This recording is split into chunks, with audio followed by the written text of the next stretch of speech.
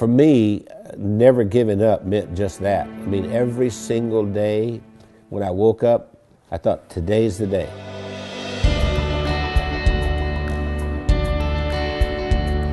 I was the second son in a sharecropper's family, and a sharecropper means that you don't own anything. I mean, you work for someone else who's the landowner.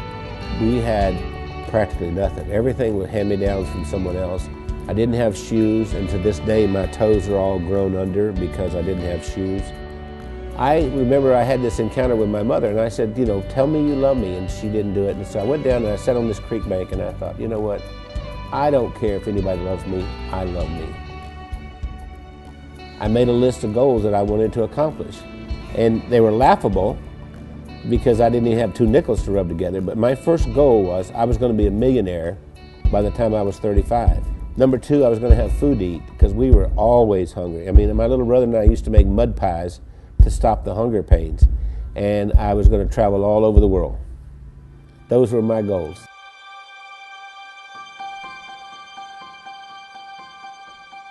I've learned everything from working with Randy.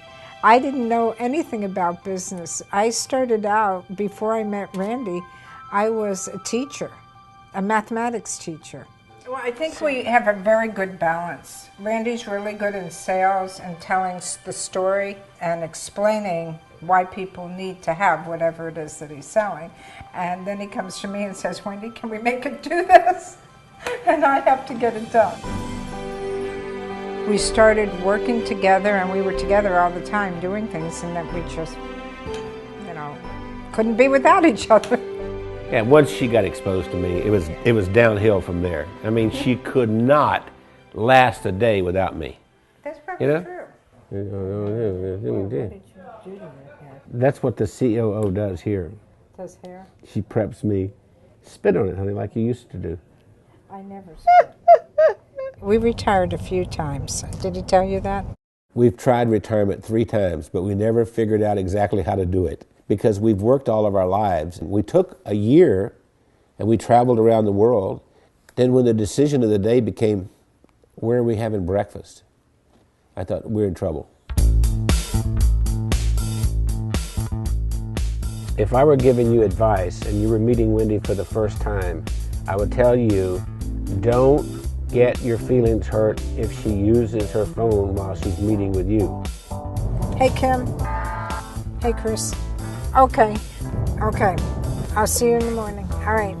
Bye. Bye-bye. I kind of feel like a triage nurse at a hospital. And every week I go in and I reprioritize. No, I'm not approving that. I think what drives Wendy is her desire to be the best and provide the best of service to everyone. Awakened at 2:30 in the morning, and I hear this little click, click, click, click, click, click, click, click, click. And it's Wendy over there looking something up at 2:30 in the morning. And I'll say, why aren't you sleeping? You can do that tomorrow morning. We are the definition of entrepreneurs. And we don't like doing one thing at a time. We have to do a lot of things at the same time. It's not just Randy and Wendy doing all this work. The whole team, every single one of us works round the clock. Hey, gorgeous. Listen, Bernice has been with us for what, 5, 6 years?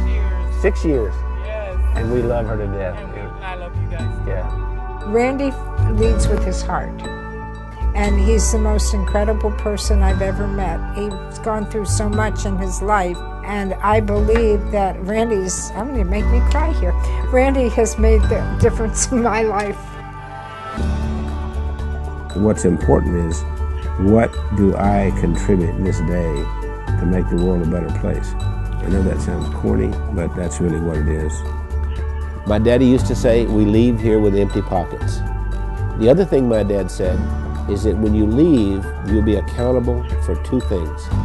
1, how did you treat Mother Earth? And 2, how did you treat the people on Earth? I feel that I have found joy and that I've given joy, and I think there's a lot more joy that we can give.